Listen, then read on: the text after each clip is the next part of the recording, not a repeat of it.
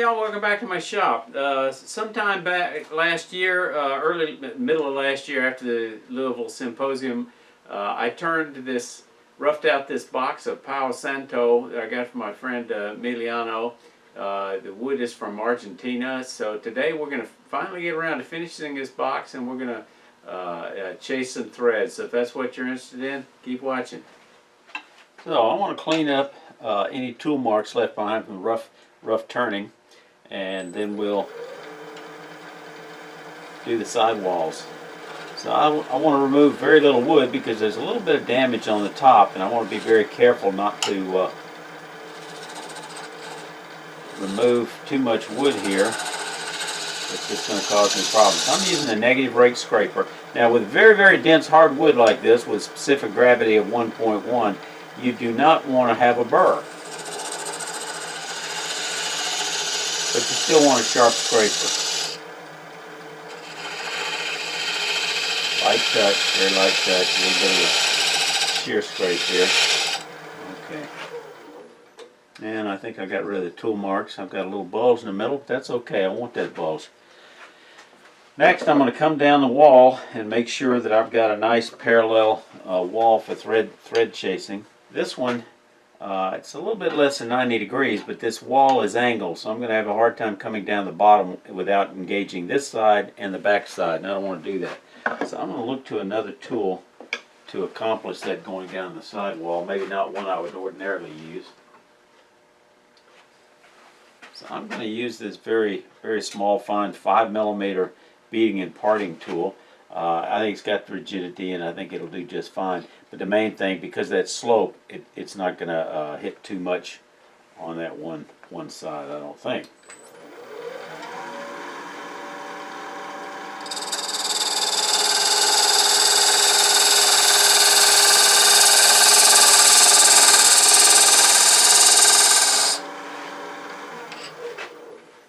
I was watching that inside corner, and it worked out well. Now let's take a 6-inch ruler. So to test the wall for trueness, I'm going to just use a 6-inch ruler, put it up against the side, and that looks to me looks just about spot on. So I think we're going to call that good. Now I need to put a little bit of a chamfer in the back. So let me find a tool. I'm going to use this one. It hasn't proven to be real successful, but it's very small. I think the biggest reason I need to change the back shape of it just a little bit. So let me grind this back just a little bit, give me a little more clearance angle. I made this for an Allen wrench, and it was a little grabby last time I used it, and I think that's because it was rubbing on the back. So I was taking off some steel back here and rounded it over a little bit, so I don't think it's going to rub as much. So let's get this thing going. The handle for this is a little bit short. I wish it had a little longer because there is some torque on this.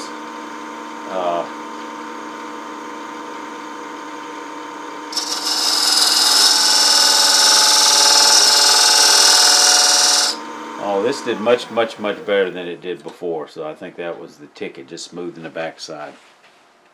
Got one little tool mark back here that I'm not going to take the trouble to sand it out. I've gone ahead and sanded this up to 400. I'm just going to highlight it and make a little bead with this this little point tool, and right on top of it.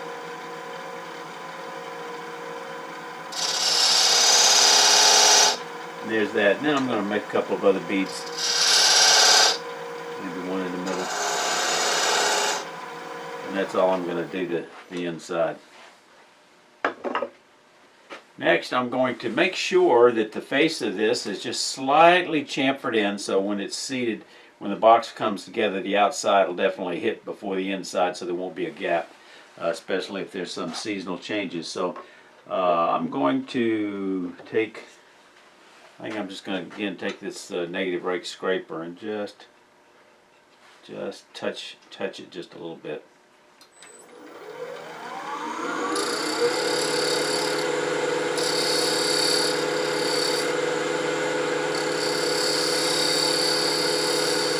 Lightest chamfer. Next thing I've got to do before I thread chase I've got to chamfer this wall here, because when you hit it with the thread chaser, you can't have a sharp corner.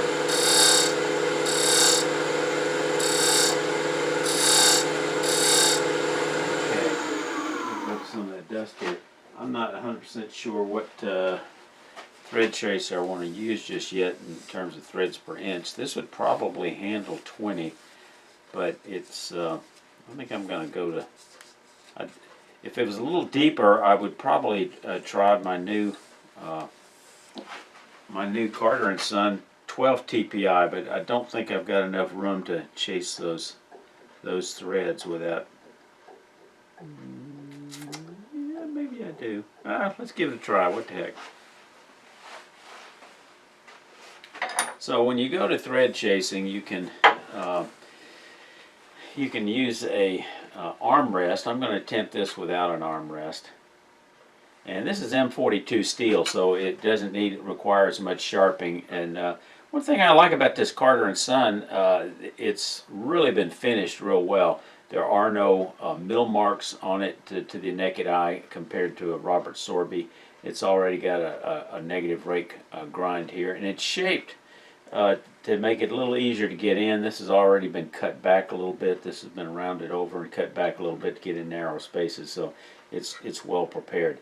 So let's give this a shot here.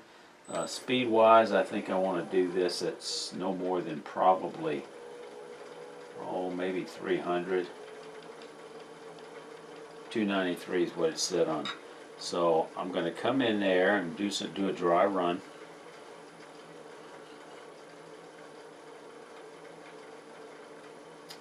And here we go.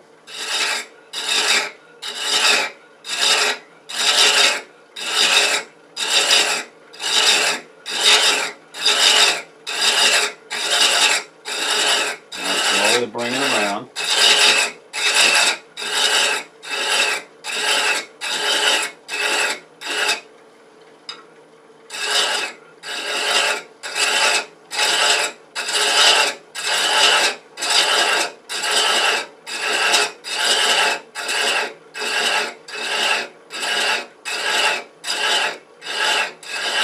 My goal is to bring this all the way around, so let's see how those threads are progressing. Oh yeah, I've got a nice thread started. Ideally, I like to shoot for 3 to 5, finish with 4 or 5 threads on the inside. In this case, I'm only going to have, looks like 3, but that'll be okay. I hope. We'll see.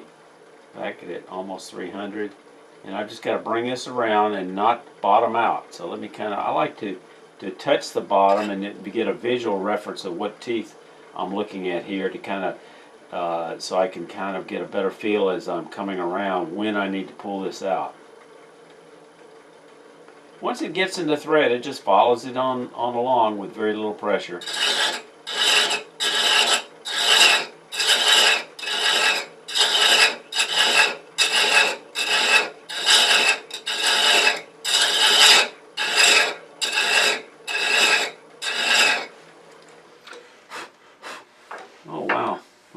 Those cut very, very nicely. Now here I'm going to go back to this ruler and see if I can validate whether I've still got whether they're tapered or not, and it looks like they're slightly tapered in. So I think I want to try to get back in that corner, which is risky, to get that last thread or two just a little bit deeper.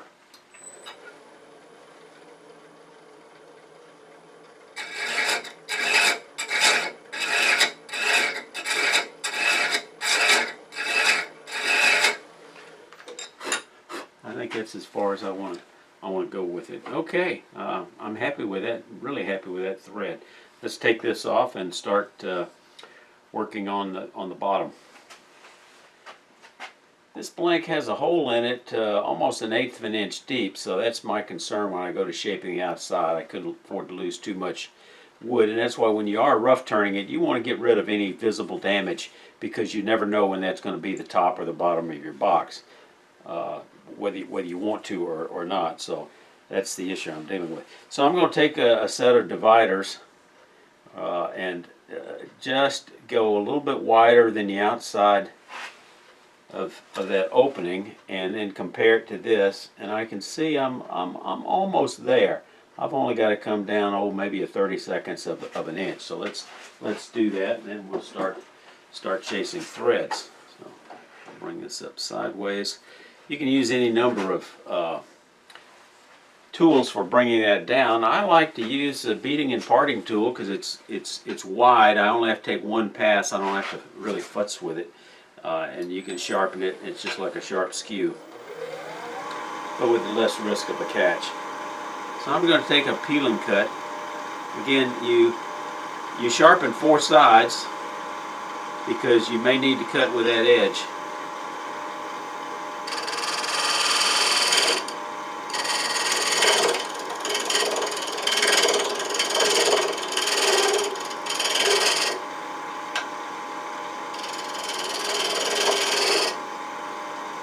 I'm looking to skylight up here on this end to look for parallel, and it looks like it's still a little bit bigger in the back.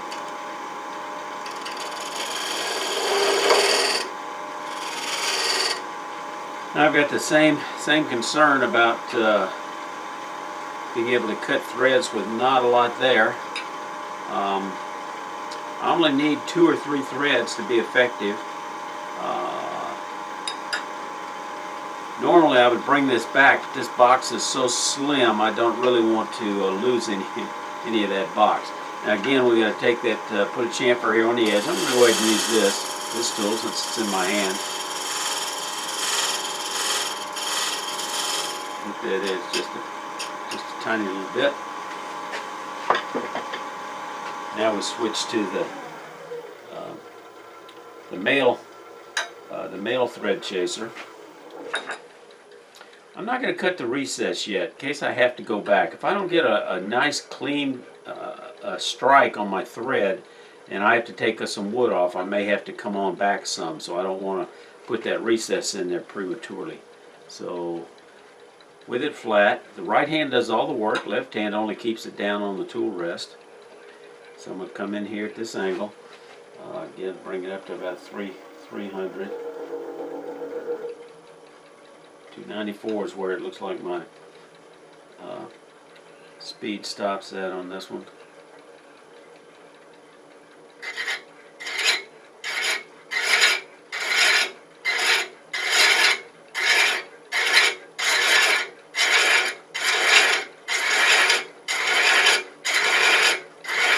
Okay, and we have struck a thread. It's starting cleanly and it's moving, so I'm in good shape. So I'm going to go ahead and put that recess back behind here.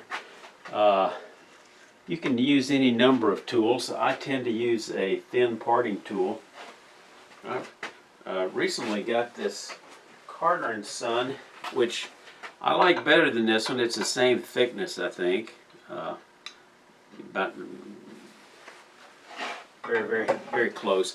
But one of the things I like about it is because it's got this very thick shaft, so it gives it tremendous stability, and then with a longer handle you've got a lot more leverage if you're going through a large blank more than 2 inches. So I'm having real good success with this. I really like it. Again, this is M42 steel, so it's harder than regular high-speed M2 high-speed steel, in which most of my tools are. Let's get speed up a little bit to close to 1,000, and then we're just going to come in and just rub the edges here and make it no more than maybe 1 thread deep, and I can always come back if I wind up having to adjust this. Okay. When you initially strike the thread, you're striking at about two or 3. Then once you get started, tooth 1, the lead tooth, is one that's going to actually cut it deeper and add additional threads.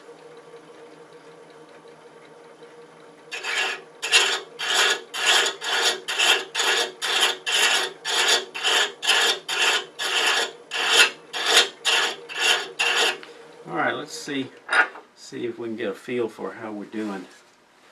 with the size of this. Oh, way too big, way too big. So you can't just keep cutting the thread. What you've got to do is take the wood down, or the thread will start crumbling. So I'm going to take this down a little bit and try again.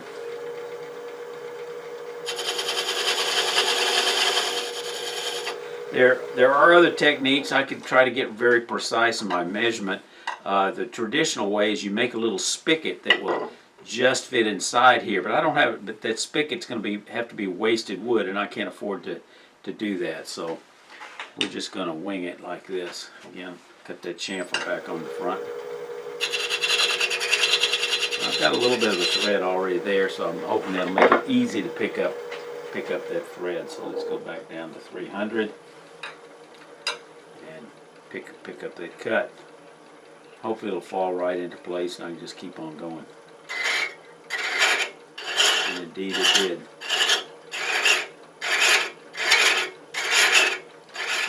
Okay, off the camera I took this down a little bit more, enlarged the recess, and started chasing, and it's just beginning to thread on the front edge, which is tapered.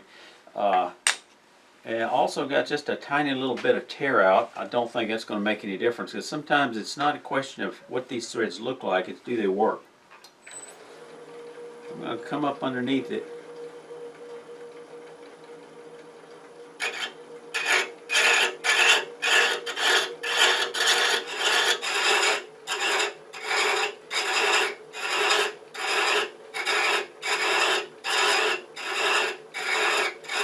Okay, I got lucky, you got a nice grain match. If it didn't, you just remove a little bit of wood from the shoulder until it moves a little bit deeper.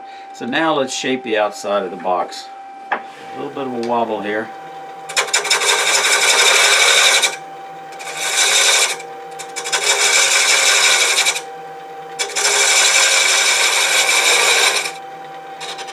Alright, now let's start removing this wood a little bit at a time. Get the speed up a little bit, going too slow.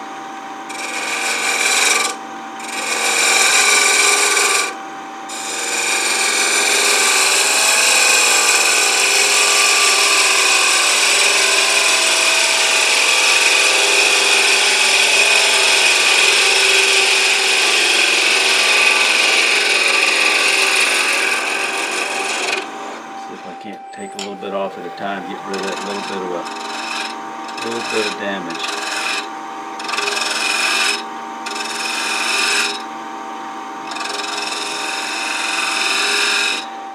I think I want to put a tiny little bead right here, right there. I think I'll use the beading tool for that. I think I want a larger bead. Let me get a larger beading tool. I'm using my 1/8 inch, which I think is a better proportion for this. And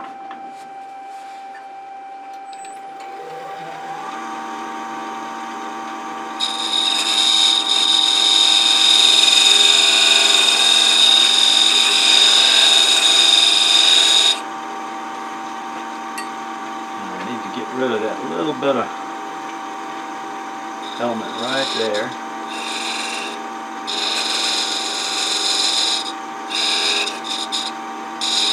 Without going through the bottom of the box.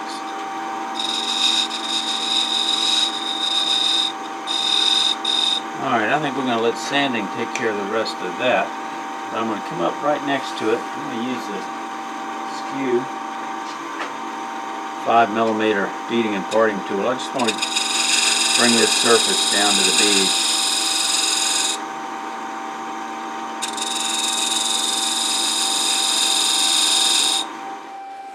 Cut up under that bead.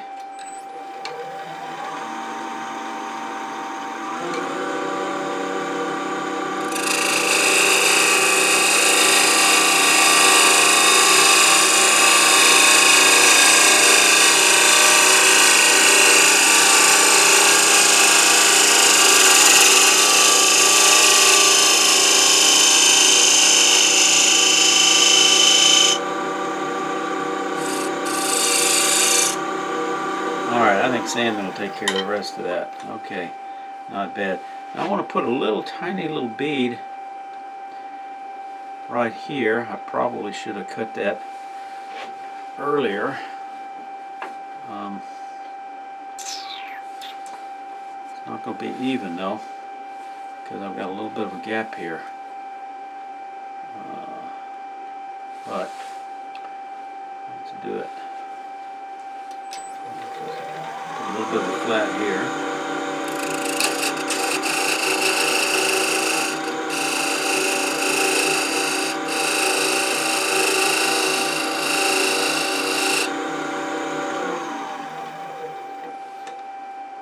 Ooh, there was a little bit of crack. There's a crack through here, and I lost a little bit of wood.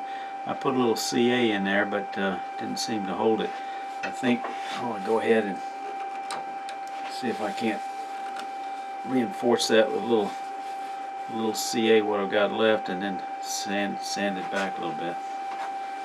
So you see that gap of wood. Don't have a lot of wood in here for design change, but I think I can. There's a little bit. Let's get it in that crack. There's a little. I've got an idea. I think I can take some of that wood back.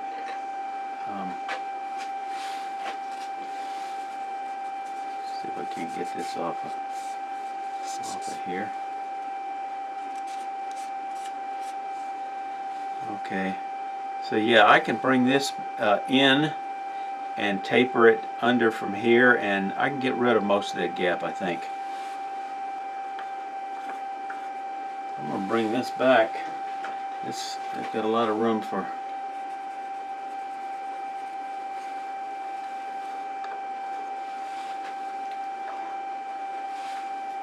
Yeah, I've got to bring that in. Okay, I'm just going to roll it over.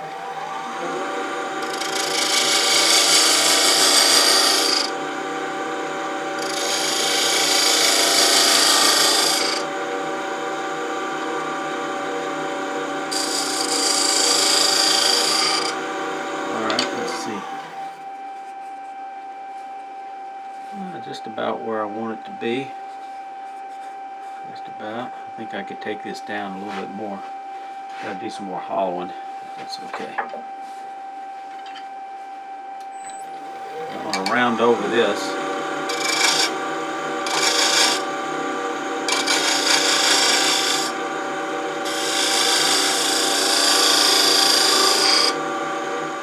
It's all about problem solving. I need to work down here without cutting into the body, so I came up with this idea of wrapping a rubber band down in there to keep this edge just off the body.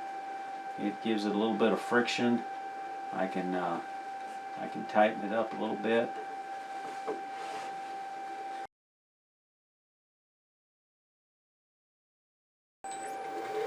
And it's running fairly true. It's going to be a little jagged, so I got to be careful. We're going to slice through that damage.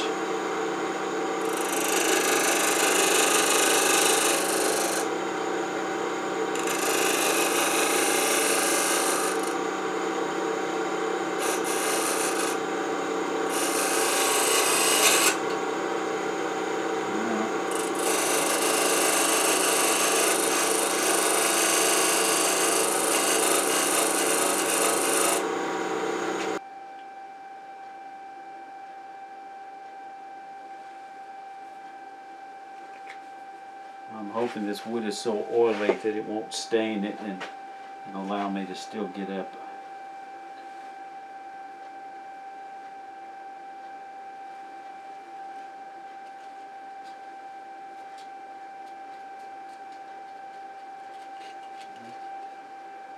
Hit that with some accelerator and then sand it a little bit.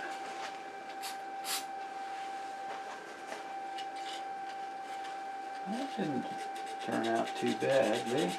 It's going to show you how fast and easy thread chasing can be. I'm using a 2x4 block cross grain, which is a stronger thread than if it was in grain. So I've hollowed it out to the approximate size of the box. I'm going to use this Allen wrench to the recess tool.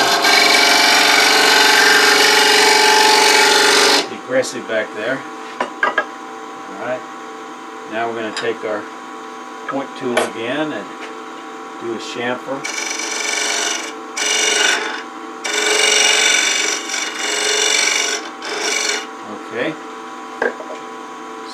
speed down. Using a female chaser. Down to about 300. Alright, and again, take a few practice strokes. We're going to come in here on that chamfer, and I'm going to rotate it up just a little bit. Makes it a little easier to make that starting cut. Kind of spiral it in.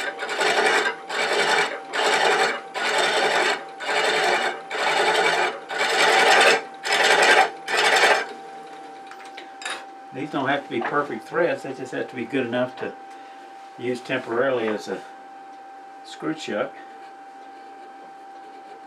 Almost there.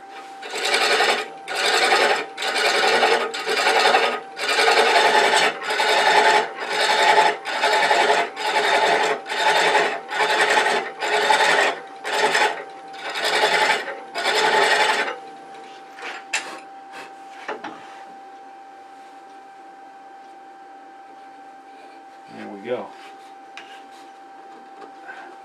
See if I can get it to register so I don't have too much run out. Let's see. That's close enough. See, I didn't measure the thickness of the bottom. Let me do that real quick. Ooh, it's thin, so I can tell. I don't need to lose anything on the bottom. I just need to round it over.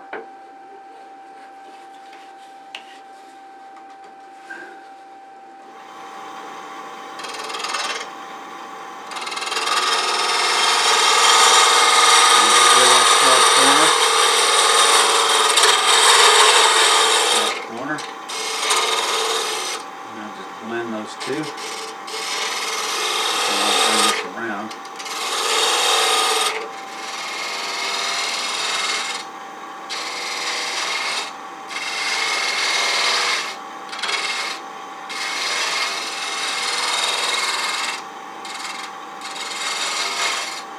Okay, and now we need to test the bottom for flatness. And it's flat. So I think I'm just going to take off the tiniest little bit off that nub and put a little V-groove in there and sand it, and we'll call that good. Okay, I've got it sanded. Let me just put one tiny little V-groove out near the rim.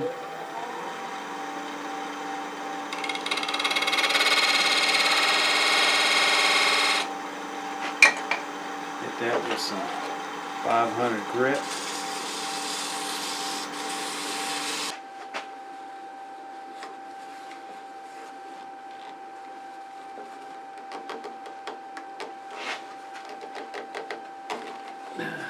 Alright, forget the strap hinge, this little shelf liner gives me enough gripping surface to take it out.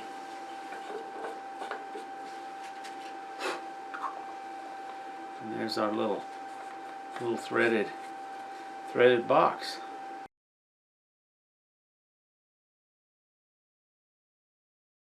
You guys know how much I love to teach, or I wouldn't be making these videos. So I do teach lessons in my shop. If you live in the Atlanta area, you got relatives in the Atlanta area, or you're just traveling through, check it out. Details on my webpage.